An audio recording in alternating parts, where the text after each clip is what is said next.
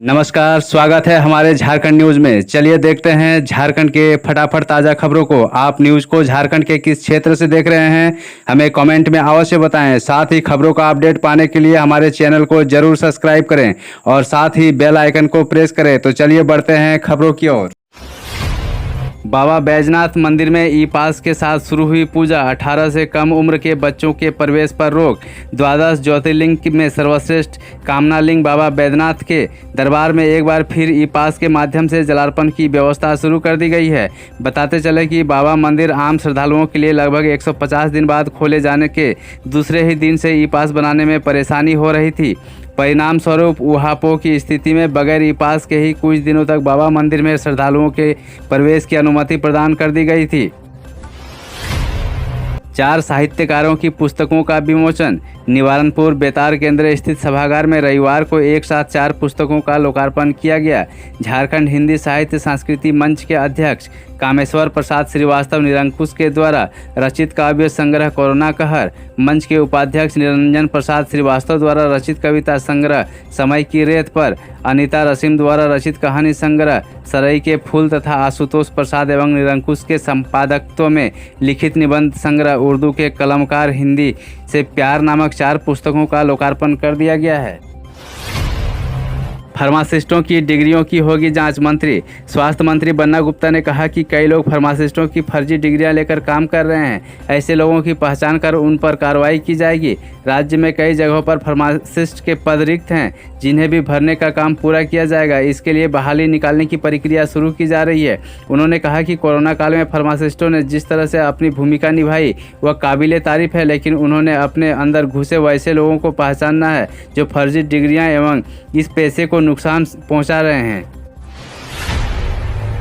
जमशेदपुर की बेटी स्नेहा ने यूएनजीए में पाकिस्तान को ललकारा। संयुक्त राष्ट्र महासभा में भारत की प्रथम सचिव स्नेहा दुबे शनिवार को जब पाकिस्तान के प्रधानमंत्री इमरान खान को कश्मीर और आतंकवाद के मुद्दे पर खरी खोटी सुना रही थी, तो जहां एक तरफ पूरा भारत गौरवान्वित हो रहा था, वहीं अपने देश के इस गर्व पर जमशेदपुर का सीना चौड़ा हो रहा था, क्योंकि पाकिस्तान को उसका असलियत बताने वाली स्नेहा इसी लोह नगरी की बेटी है। जमशेदपुर के केबुल टाउन की रहने वाली स्नेहा को यूएनजीए में बोलते हुए सुनकर जमशेदपुर का हर शख्स गर्व महसूस कर रहा था। 28 सितंबर को राज्यपाल रमेश बैस करेंगे जनजातीय संग्रहालय का उद्घाटन। कोल्हान विश्वविद्यालय के जनजातीय एवं क्षेत्रीय भाषा विभाग के नवनिर्मित जनजातीय क्षेत्रीय संग्रहालय का उद्घाटन 28 सितंबर को झारखंड के राज्यपाल रमेश बैस करेंगे। वर्चुअल मोड पर इसका उद्घाटन किया जाएगा। उद्घाटन समारोह का लाइव प्रसारण कोल्हान विश्वविद्यालय की वेबसाइट पर भी देखी जा सकती है। विश्वविद्यालय के कुल सचिव जयंत शेखर की ओर से इस बाबत जानकारी साझा की गई। गौरव तलब हो कि बीवी विश्वविद्यालय की इस संग्रहालय की स्थापना कोल्हान की आदिवासी कला संस्कृति को संजोए रखने के लिए की गई है। इस संग्रहालय में जनजातीय समुदाय से जुड़े सैकड़ों वर्ष पुरानी जीवन शैली से जुड़ी वस्तुएं संरक्षित रखी जाएगी। अंत्योदय के मार्ग पर कार्य कर रही मोदी सरकार। डॉक्टर गोस्वामी भाजपा चाकुलिया मंडल के तत्वाधान में चाकुलिया के गौशाला सभागार में पंडित दीनदयाल उपाध्याय जयंती समारोह मनाया गया।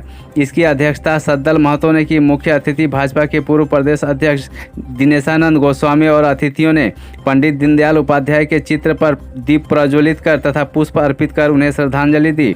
डॉक्टर गोस्वामी ने कहा कि पंडित दीनदयाल उपाध्याय महान चिंतक तथा कुशल संगठनकर्ता थे। अलर्ट हो जाएं बिहार झारखंड के लोग। इन 11 जिलों में दिखेगा चक्रवाती तूफान गुलाब का असर। मौसम में अगले 2 से 3 दिनों में बदलाव देखने को मिलेगा। बंगाल की खाड़ी क्षेत्र की ओर से कम दाब का क्षेत्र विकसित हो रहा है, जिसके बाद राज्य की राजधानी समेत 11 जिले में गुलाब का असर शनिवार को गहरे दाब के रूप में परिवर्तित होकर चक्रवाती हवा के रूप में सक्रिय हो गया है। बता दें कि गुलाब तूफान ओडिशा होते हुए आंध्र प्रदेश के क्षेत्र से बढ़ रहे हैं। अगले 48 घंटे के अंदर तूफान आंध्र प्रदेश के तटवर्ती क्षेत्रों से टकरा सकता है। इस दौरान 75 किलोमीटर प्रति घंटा की रफ्तार से हवाएं भी चलेगी। ड्रीम 11 में लातेहार के चाउमीन विक्रेता गोपाल प्रसाद ने जीते 57 लाख रुपये। लातेहार शहर के थाना चौक में चाउमीन बेचने वाले गोपाल प्रसाद ने ऑनलाइन ड्रीम 11 बेटिंग ऐप के जरिए 57 लाख रुपये जीते हैं। ड्रीम 11 में आईपीएल के संभावित टीमों के खिलाड़ियों का चयन करना होता है। इसी के आधार पर पॉइंट दिए जाते हैं और पुरस्कार मिलते हैं। गोपाल ने बताया कि जिस टीम बनाने के लिए उसे पुरस्कार मिला है उसमें 55 लाख लोग दावेदार थे। किसान आंदोलन के समर्थन में जुलूस निकाल दिखाई ताकत। किसान आंदोलन के समर्थन में विपक्षी दल कांग्रेस, झामुमो, सीपीआई और राजद के कार्यकर्ताओं ने रविवार को शहर में मशाल जुलूस निकाला। शहर के गांधी चौक से मशाल जुलूस निकालकर पूरे शहर का भ्रमण किया। केंद्र सरकार के खिलाफ नारेबाजी की। मशाल जुलूस में विपक्षी दलों के कार्यकर्ता काफ़ी संख्या में शामिल हुए। मशाल जुलूस निकालकर विपक्षी दलों के कार्यकर्ता ने अपनी ताकत भी दिखाई है।